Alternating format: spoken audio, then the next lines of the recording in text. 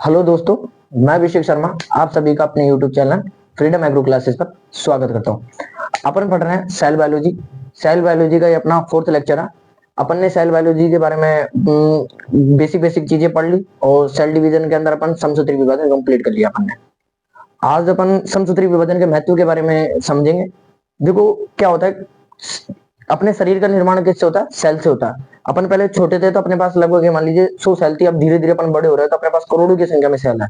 तो अपनी जो शरीर का आकार बढ़ रहा है ना, वो किसके कारण बढ़ रहा है? सेल के कारण बढ़ रहा है। नेक्स्ट इसका दूसरा पॉइंट ये आता है, जैसे कि अपने किसी भी चोट लग जाती है तो अपने क्या होता है, जैसे चोट लगने के बाद में जो घाव भराक आता है ना, वो किसके कारण ये होता है? समसूत्री विभाजन के कारण ही अपने है ना जो घाव भराक आता है। एक क्या होता है समसूत्री विभाजन के अंदर, ये होता है कि जैसे कि एक ये समसूत्री विभाजन के अंदर ये होता है कि पितृ कोशिका होती है ना, उसके समान ही क्या होंगे जो पुत्री कोशिका होगी, उसमें गुणसूत्र समान होता है। आज अपन पढ़ेंगे अर्धसूत्री विभाजन। अर्धसूत्री विभाजन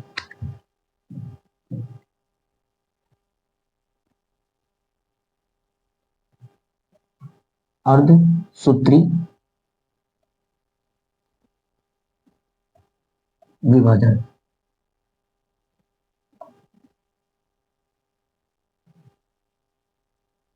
जिसे अपन मियोसिस बोलते हैं। ये अर्धसूत्री विभाजन किसने दिया था? फार्मर व म्यूरी ने दिया था। किसने दिया था? फार्मर व म्यूरी ने दिया था। फार्मर व म्यूरी ने दिया था। उन्होंने ये बताया था, देखो पहले तो अपन ने समसूत्री विभाजन है, उसके अंदर क्या पढ़ा था? एक कोशिका से दो कोशिका का निर्माण। क्या पढ़ा था? एक कोशिका से दो कोशिका का निर्माण होता है। अब अर्धसूत्री विभाजन के अंदर देखिए क्या होता है कि एक कोशिका रहेगी। एक कोशिका रहेगी, ये आपकी क्या है? एक सेल है। ये सेल क्या करेगी? विभाजन करेगी, डिवीजन करेगी और ये चार कोशिकाओं में बढ़ जाती है। कितनी कोशिकाओं में बढ़ जाएगी? चार कोशिकाओं में। ये एक कोशिका और ये क्या कर रही है? विभाजन कर रही है। और क्या कर रही है? चार कोशिकाओं में बढ़ जाती है। देखो जो समसूत्री विभाजन था उसमें अपन ने जस्ट अभी थोड़ी देर पहले बोला था कि उसके अंदर अपन ने क्या बोला था? समसूत्री विभाजन के अंदर जो बनने वाली कोशिका है ना, उनमें गुणसूत्रों की संख्या पितर के समान होती है। लेकिन इनके अंदर है ना, पितर के समान नहीं होती, गुणसूत्र आधे हो जाता है। ये क्या रहेंगे? 2n रहेगी ये कोशिका। तो ये कोशिका क्या रहेगी? 2n रहेगी। और ये कोशिका सारी की सारी बनने वाली कैसी होगी? n रहेगी। अगुणित गुणसूत्र रहेंगे इनमें। इनमें क्या रहेंगे? अगुणित गुणसूत्र, n रहेगी। ठीक है, तो अपन इसके अंदर एक लाइन लिख सकते हैं कि अर्धसूत्री विभाजन में बनने वाली कोशिकाओं में गुणसूत्रों की संख्या आधी होती है। अर्धसूत्री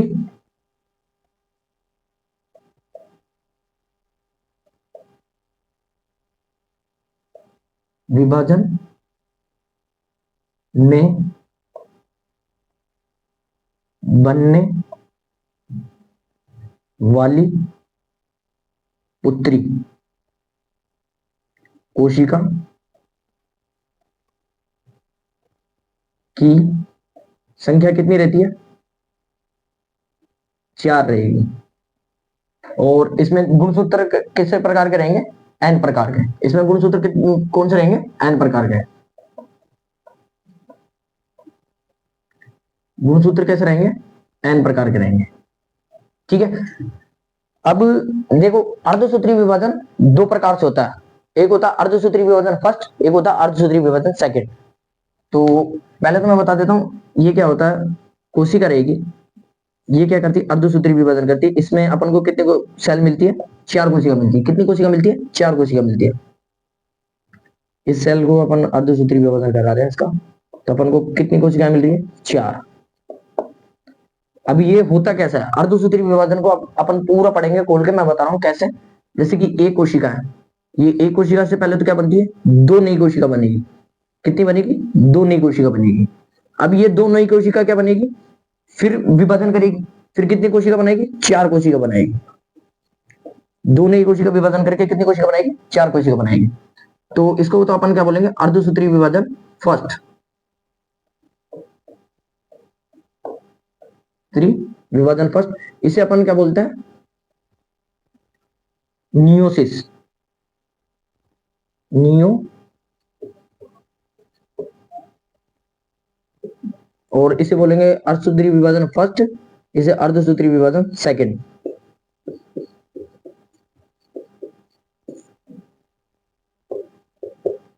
इस नियो का मतलब होता है कम होना। क्या होता है? कम होना। इस नियो शब्द का मतलब क्या होगा? कम होना। ठीक है, ये कोशिकाएं बनती है अपने कितने? 4 कोशिकाएं बनती है। अब अपन पूरा अर्धसूत्री विभाजन को एक चार्ट के द्वारा समझेंगे। ठीक है, ओके। जो कैसा, मैं इसको लिखाऊंगा नहीं, अब वो कैसा होता है, केवल समसूत्री विभाजन के समान होता है, इसलिए मैं लिखाऊंगा नहीं उसे आपको, वो सेम टू सेम है, तो आपको वही याद रखना। ठीक है, फिर होता है अर्धसूत्री विभाजन फर्स्ट। अर्धसूत्री विभाजन फर्स्ट के अंदर होती है प्रोफेज, मेटाफेज, एनाफेज, टीलोफेज। कौन सी? Prophase, metaphase, anaphase, telophase. ठीक है, तो इसके अंदर भी हो गया। फिर होता है कोशिका द्रव का विभाजन, जिसके अंदर होता है जंतुओं के द्वारा और पादप के द्वारा, वो सेम कैसे होता है? समसूत्री विभाजन के द्वारा। फिर होती है इंटरकाइनेसिस। इंटरकाइनेसिस के अंदर ये समझिए, इंटरफेज के अंदर तो G1 S और G2 दोनों रहती थी। इंटरकाइनेसिस के अंदर S नहीं होती है, केवल G1 और G2 ही रहेगी। कौन कौन सी रहेगी? G1 और G2 ही रहेगी। और ये सेम कैसी रहती है? समसूत्री विभाजन के समान। फिर अपन बात कर लेते हैं अर्धसूत्री विभाजन सेकंड की। अर्धसूत्री विभाजन भी दो प्रकार से होता है, एक तो कैरियोकाइनेसिस, एक साइटोकाइनेसिस। कैरियोकाइनेसिस में प्रोफेज फर्स्ट, प्रोफेज सेकंड, एना प्रोफेज, मेटाफेज, एनाफेज, ये सब फर्स्ट फर्स्ट चलती आती है। Prophase, metaphase, anaphase, telophase. और फिर यहाँ पर आएगा अपना जैसे कोशिका द्रव का विभाजन, ये भी होता है जंतु और पादपों में सेम समसूत्री विभाजन के तरह ही। ये पूरा पूरा अर्धसूत्री विभाजन सेकंड कैसा होता है? समसूत्री विभाजन के तरह ही होता है, तो अपन उसको नहीं समझाएंगे। ठीक है, तो आपको मैं बताता हूँ यहाँ क्या होगा। Interphase, interphase.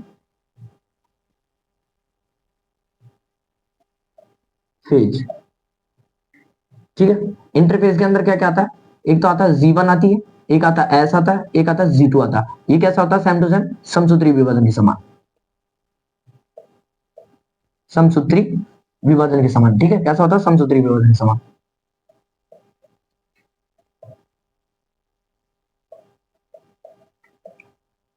ओके, तो अपन इसे नहीं लिखाएंगे, ये सेम होगा वो ये, क्योंकि अपन जीडी के तैयारी शॉर्ट नोट्स बना रहे हैं, तो अपन इतना ज्यादा नहीं लिखा पाएंगे, टाइम बहुत ज्यादा लगता है। तो फिर अपन बात कर लेते हैं यहाँ, फिर इसके अंदर अगला पॉइंट आता है, क्या आता है? अर्धसूत्री विभाजन फर्स्ट। अर्धसूत्री विभाजन फर्स्ट, ये भी दो प्रकार का होता है। वही केंद्र का विभाजन, कैरियोकाइनेसिस, वही कोशिका द्रव का विभाजन, कोशिका द्रव्य का विभाजन। ठीक है, अब इसके अंदर भी होता है prophase first, prophase, metaphase, anaphase, telophase, और ये सारी की सारी कैसी होती है? फर्स्ट होती है। ठीक है, प्रोफेज के अंदर भी होती है। प्रोफेज में होती है, प्रोफेज के अंदर होगी लेप्टोटीन, जाइगोटीन, पेकाइटिन, और पेकाइटिन के बाद में आएगी डिप्लोकाइनेसिस, फिर आती है डाइकाइनेसिस। ये प्रोफेज फर्स्ट के अंदर आती है। और ये सेम वही दो प्रकार से होता है, जंतु द्वारा और पादप द्वारा, जंतु द्वारा और पादप द्वारा। ठीक है, यहां तो आता है इंटरफेज और यहां आएगा इंटरकाइनेसिस। इंटरकाइनेसिस क्या होता है? दो अर्धसूत्री विभाजनों के बीच की कड़ी होती है, दो अर्धसूत्री विभाजनों के बीच की कड़ी होती है। कौन होती है? इंटरफेज। इंटरफेज सॉरी नहीं, इंटरकाइनेसिस।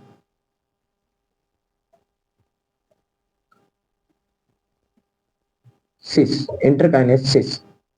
ठीक है, और जो इंटरफेज होती थी, ये क्या होती थी? समसूत्री विभाजनों के बीच की कड़ी होती थी। पहले तो होता जैसे समसूत्री विभाजन, फिर क्या होता था? ये होती थी इंटरफेज, फिर दोबारा समसूत्री विभाजन। और ये किसकी होती है? दो अर्धसूत्री विभाजनों के बीच की कड़ी। ये इसके अंदर क्या क्या आएगा? G1 आएगी और G2 आएगी, एस नहीं आती। और ये सेम किसकी होती है? समसूत्री विभाजन के, समसूत्री विभाजन के समान, जन के समान। ठीक है, और फिर अपन बात कर लेते हैं अर्धसूत्री विभाजन सेकंड।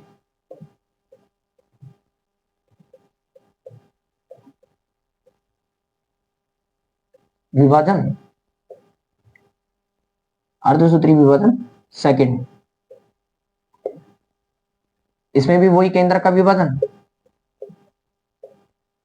और वही कोशिका द्रव का विभाजन।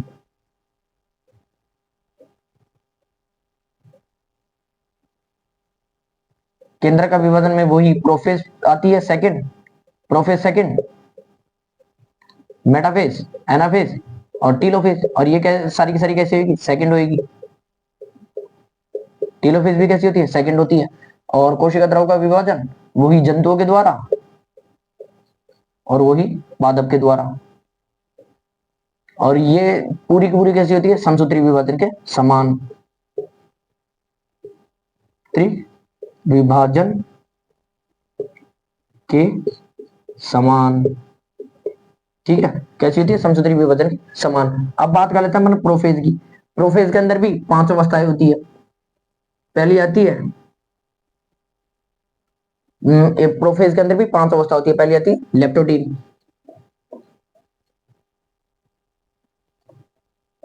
लेप्टोटीन। दूसरी आती है जाइगोटीन,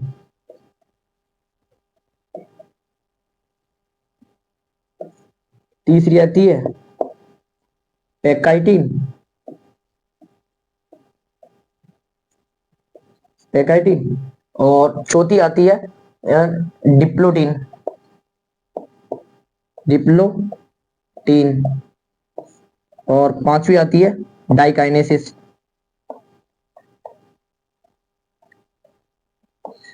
डाइकाइनेसिस। ठीक है, तो अब अपन बात कर लेते हैं, जैसे कि अपन सीधा इसमें पढ़ेंगे अर्धसूत्री विभाजन सेकंड। अर्धसूत्री विभाजन सेकंड के अंदर भी अपन पढ़ेंगे केंद्र का विभाजन, केंद्र के विभाजन के अंदर अपन पढ़ेंगे प्रोफेज, प्रोफेज के अंदर भी अपन पढ़ेंगे लेप्टोटीन।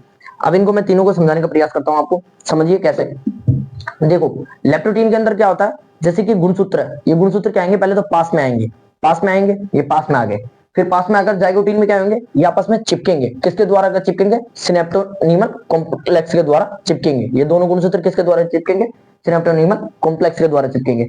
अब ये चिपक गए, अब ये क्या करेंगे, चिपकने के बाद में गुणसूत्र आदान प्रदान करेंगे। किसका करेंगे, जीन जीन विनिमय करेंगे। किसका करेंगे, आदान प्रदान, जीनों का करेंगे, जीनों का करेंगे। ये क्या कर रहे हैं, आदान प्रदान कर रहे हैं। अब आदान प्रदान करने के बाद में क्या कर रहे हैं, दूर जा रहे हैं। ये क्या जा रहा है, दूर जा रहे हैं। दूर जाते समय किसकी आकृति बनाएंगे, एक्स की आकृति बनाएंगे। किस में बनाएंगे, लेप्टोटीन में बनाएंगे, एक्स की आकृति बनाएंगे। और एक्स की आकृति बनाने के बाद में फिर ये क्या रहेंगे, दोबारा क्या चले जाएंगे, दूर जाने के बाद में इसके अंदर क्या होती है, केंद्रिका। एक तो क्या होती है केंद्रिका और कोशिका वो केंद्रिका, जो का जो अपन ने सेम किसके अंदर पढ़ा था, टीलोफेज के अंदर पढ़ रहे थे ना, वो का वही होगा। इसमें क्या होगा, वो का वही होगा। ये सारे के सारे प्रोफेज के अंदर होंगे ना, ये सारे के सारे विलुप्त हो जाता है।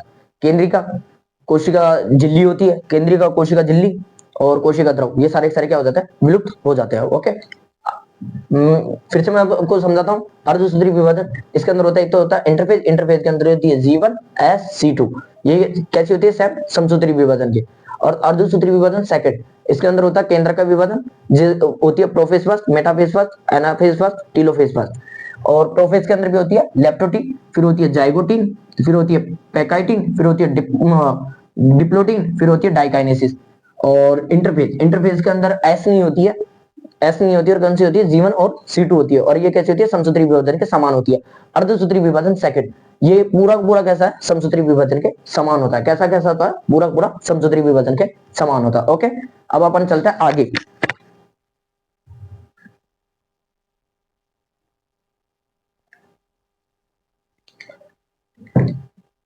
अब अपन आगे पढ़ते हैं। अपन ने पढ़ा था यहाँ पर प्रोफेज के अंदर, वो पढ़ेंगे अपन पहला फर्स्ट जाइगोटीन, वो लेप्टोटीन। क्या पढ़ेंगे पहला अपन, फर्स्ट लेप्टोटीन, लेप्टोटीन। ठीक है, थोड़ा सा लिखने में हिंदी के अंदर प्रोग्राम आ जाए तो उनको समझने का प्रयास करो आप तो। ठीक है, लेप्टोटीन। अब लेप्टो देखो क्या होती है, सेल होती है। ये क्या आपकी कोशिका है। इस कोशिका के अंदर क्या होता है, ये तारक काई होता है। ये तारक काई तो क्या होंगे, विपरीत ध्रुव की ओर जाना स्टार्ट हो जाएंगे। तारक काई क्या होंगे, विपरीत ध्रुव की ओर जाना स्टार्ट हो जाएंगे। ओके, अब इसके अंदर ये क्या होता है, क्रोमेटिन धागे होता है। ये क्रोमेटिन धागे होता है,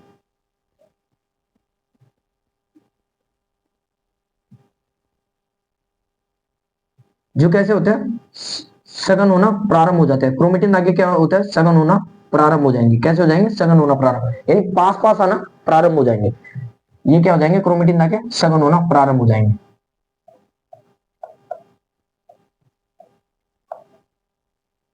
प्रारंभ,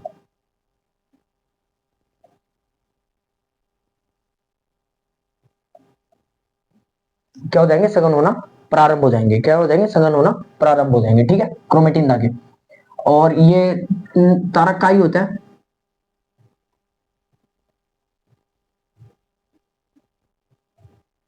ये क्या होता है? विपरीत ध्रुव की ओर जाता है,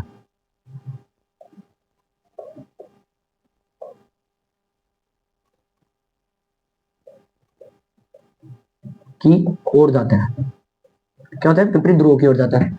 ये क्या हो गया? सघन होना प्रारंभ हो गए। अब ये कैसे होता है? क्रोमेटिन आगे हल्के होते हैं और पतले होते हैं, हल्के व पतले होता है। कैसे होता है? हल्के व पतले होता है। ठीक है, अब ये हल्के व पतले हो गए, क्रोमेटिन आगे रहते हैं। अब ये किसकी तरह दिखाई दे रहा है अपन को? गुलदस्ते की तरह दिखाई दे रहा है। कैसे दिखाई दे रहा है? गुलदस्ते के आकार की तरह दिखाई देता है। ठीक है, गुलदस्ते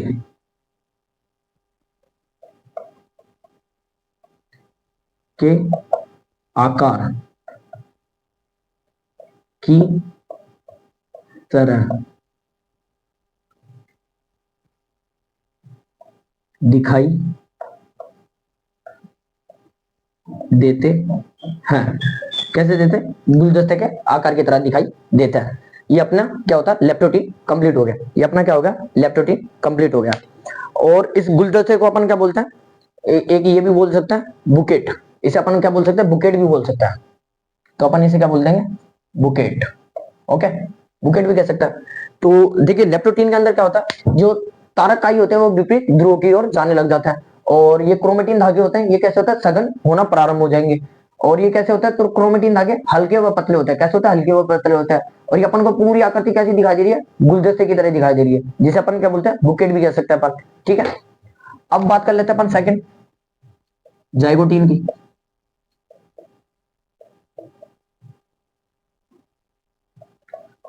अब सेकंड बात करेंगे अपन जाइगोटीन की।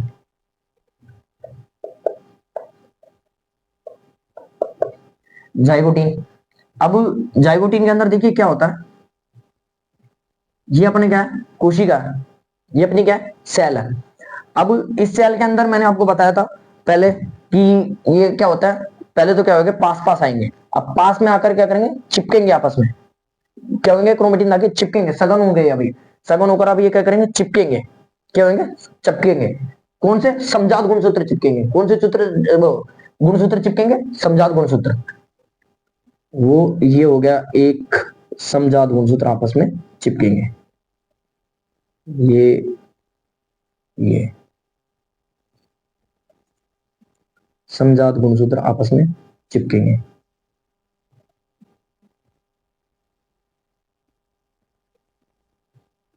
ये समजात गुणसूत्र आपस में चिपकेंगे। और ये किसके कारण चिपकते हैं? सिनेप्टोनीमल कॉम्प्लेक्स के द्वारा चिपकते हैं। ये कैसे? समजात गुणसूत्र, समजात गुणसूत्र। क्या? समजात गुणसूत्र। समजात गुणसूत्र ओ के जोड़े हैं, के जोड़े हैं। अब ये क्या है? सिनेप्टोनीमल कॉम्प्लेक्स। सिनेप्टोनीमल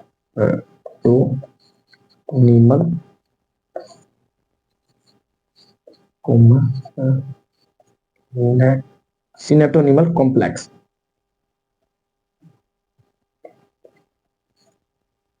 सिनेप्टोनीमल कॉम्प्लेक्स, ये क्या है? सिनेप्टोनीमल कॉम्प्लेक्स। अब ये समजात गुणसूत्रों के जोड़े को अपन एक तो क्या बोल सकता है? बाइवेलेंट।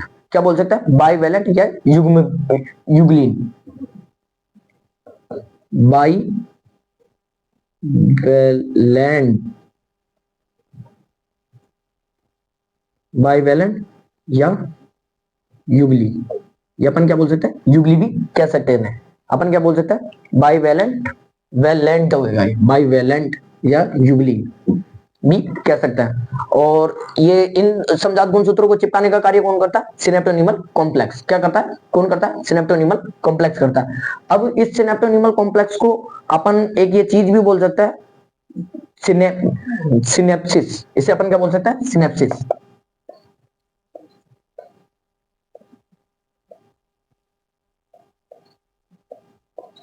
सिनेप्सिस, इसे अपन क्या बोल सकते हैं? सिनेप्सिस। ओके, अब अपन बात कर लेते हैं थर्ड पॉइंट अपना।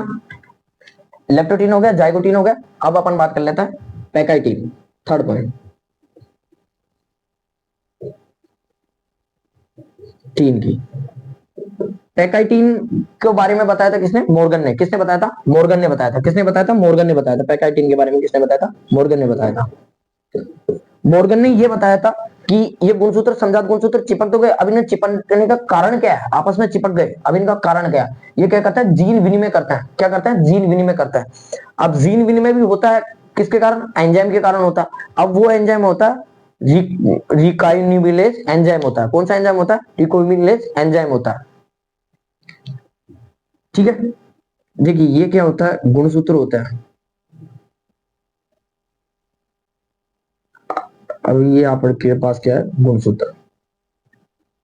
अब ये क्या करेंगे? जीन विनिमय करेंगे। जीन विनिमय करते हैं। अब ये जीन विनिमय के क्यों, किस एंजाइम के कारण करता है? डिकोइमिनेज एंजाइम के कारण करता है।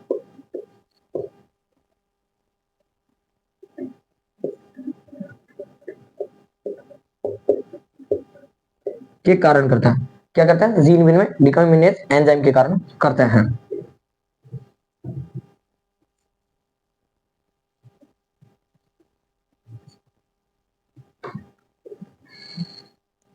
ये दोनों तो क्या होगी? Sister chromatin. क्रोमेटिन। और ये दोनों क्या हो गए? Non sister chromatin. Chromatin. Gene विनिमय किसके किस किस के मध्य होता है? नॉन सिस्टर क्रोमेटिन के मध्य होता है। जीन विनिमय किस किस के मध्य होता है? नॉन सिस्टर क्रोमेटिन के मध्य होता है, ना कि सिस्टर क्रोमेटिन के मध्य होता है। जीन विनिमय केवल किसके मध्य होगा? सिस्टर क्रोमेटिन के मध्य होगा। और इसके अंदर कौन सा एंजाइम होता है? रिकोमिनेज एंजाइम होता है। कौन सा होता है? रिकोमिनेज एंजाइम होता है। ठीक है, और इसमें क्या होता है? समजात गुणसूत्रों की, समजात गुणसूत्र है ये, क्या है? समजात गुणसूत्र, अलग अलग गुणसूत्र है। इनकी नॉन सिस्टर क्रोमेटिन के मध्य ही क्या होगा? जीन विनिमय होगा। इनकी ही मध्य क्या होगा? जीन विनिमय होगा। ओके, अब अपन आगे बात करेंगे। लेप्टोटीन हो गई, लेप्टोटीन हो गई, जाइगोटीन हो गई, पैकाइटिन हो गई। अब आप बात करेंगे अपन आगे डिप्लोटीन की। ठीक है, अब बात करेंगे अपन डिप्लोटीन की।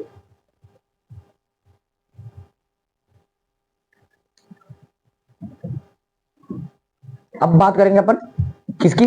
डिप्लोटीन की। डिप्लोटीन की फोर्थ आता अपना डिप्लोटीन।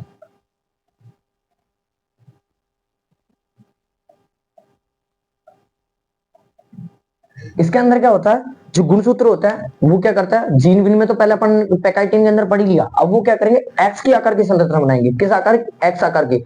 जिसे अपन क्या बोलेंगे? वो एक्स आकार की संरचना बनाएंगे, उसे अपन बोलेंगे काइजमेटा। क्या बोलेंगे? काइजमेटा।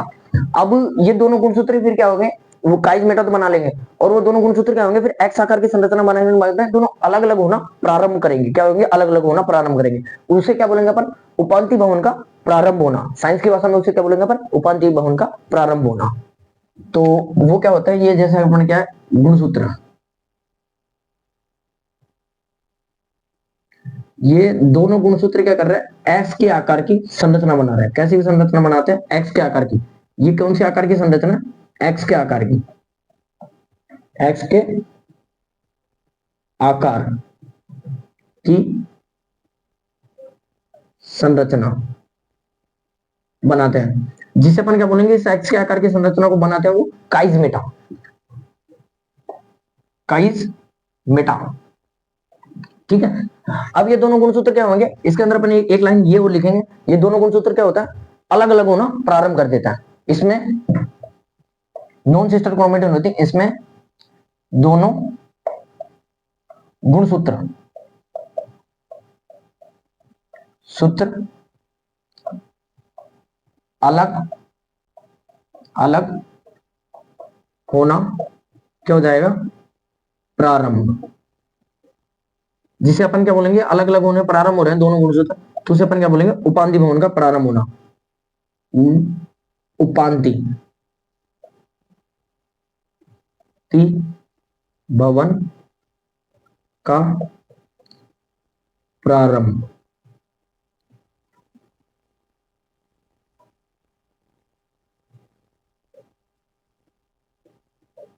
होना।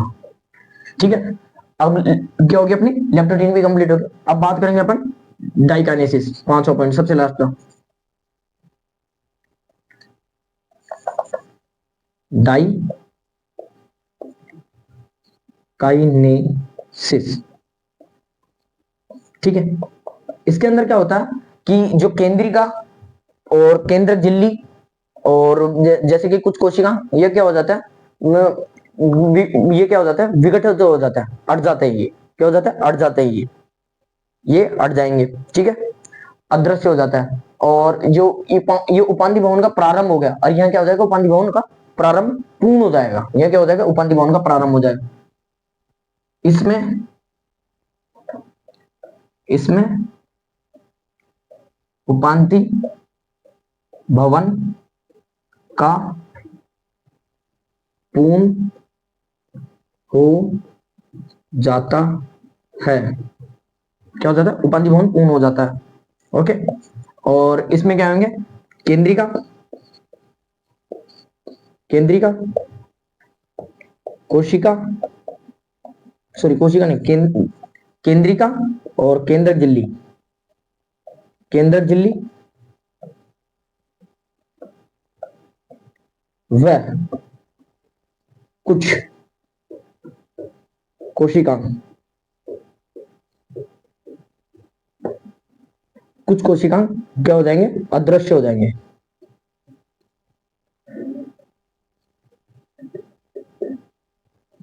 हो जाते हैं। ठीक है, ये हो जाते हैं, अदृश्य हो जाते हैं। ओके, अदृश्य हो जाते हैं। ये अपना कंप्लीट हो गया। फिर इसमें आपको एक बार बता देता हूं, अर्धसूत्री विभाजन। अर्धसूत्री विभाजन के अंदर अपन पढ़ रहे हैं प्रोफेज फर्स्ट। प्रोफेज फर्स्ट के अंदर 5 प्रावस्थाएं पाई जाती है, लेप्टोटीन, जाइगोटीन, पैकाइटिन, फिर आती है डिप्लोटीन, फिर आती है डाइकाइनेसिस। ठीक है, क्या आती है, डाइकाइनेसिस सबसे लास्ट में। अब देखो लेप्टोटीन के अंदर तो क्या होता है, गुणसूत्र क्या होता है, ये क्रोमेटिन धागे होता है, वो क्या होता है, पास में आना प्रारंभ होता है, सघन होंगे, वो क्या होंगे, पहले तो पास में आना प्रारंभ होंगे। और कौन सी आकार की संरचना बनाएंगे, गुलदस्ते के आकार की। ये कैसी संरचना बनेगी, गुलदस्ते के आकार की। ठीक है, अब ये पास में तो आ गए, अब पास में आने के बाद में फिर होता है लेप्टोटीन के बाद में जाइगोटीन। जाइगोटीन के पास में आने के बाद में अब ये क्या होंगे, आपस में चिपकेंगे। चिपकेंगे किसके द्वारा चिपकेंगे, सिनेप्टोनिमल कॉम्प्लेक्स के द्वारा।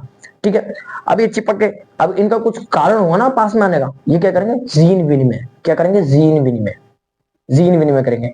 अब ये जीन विनिमय कर लेंगे कारण, अब ये कंप्लीट हो गया, इनका जो काम था मेन जीन विनिमय का, वो तो कंप्लीट होगा। अब फिर क्या करेंगे, दूर होना प्रारंभ होंगे। दूर होना प्रारंभ होंगे, वो किसके अंदर होंगे, लेप्टोटीन के अंदर। वो कौन से आकार की संरचना बनाएंगे, एक्स आकार की संरचना बनाएंगे। कौन से आकार की, एक्स आकार की संरचना बनाएंगे। ठीक है, अब फिर वो एक्स आकार की संरचना बनाएंगे, और फिर होता है डाइकाइनेसिस। डाइकाइनेसिस के अंदर उपांति भवन का पूर्ण हो जाएगा, और ये सब क्या हो जाएंगे, अदृश्य हो जाते हैं। कौन कौन, केंद्रिका और केंद्रक झिल्ली और कुछ कोशिकांग, ये कैसे हो जाता है, अदृश्य हो जाता है। ठीक है, ये आज का अपना ही इतना ही टॉपिक था। Okay, thank you very much. फिर अपन अगले लेक्चर के अंदर अर्धसूत्री विभाजन के अंदर जो था मेटाफेज फर्स्ट और मेटाफेज, एनाफेज, टीलोफेज, इसके बारे में पढ़ेंगे पूरा कंप्लीट। फिर अपना अर्धसूत्री विभाजन कंप्लीट हो जाएगा, सॉरी अर्धसूत्री विभाजन कंप्लीट हो जाएगा। फिर अपन बात कर लेंगे अर्धसूत्री विभाजन के कुछ महत्व की। फिर असूत्री विभाजन के बारे में पढ़ेंगे। तो असूत्री विभाजन के बारे में पढ़ते अपनी सेल बायोलॉजी कंप्लीट। ठीक है, okay, thank you very much.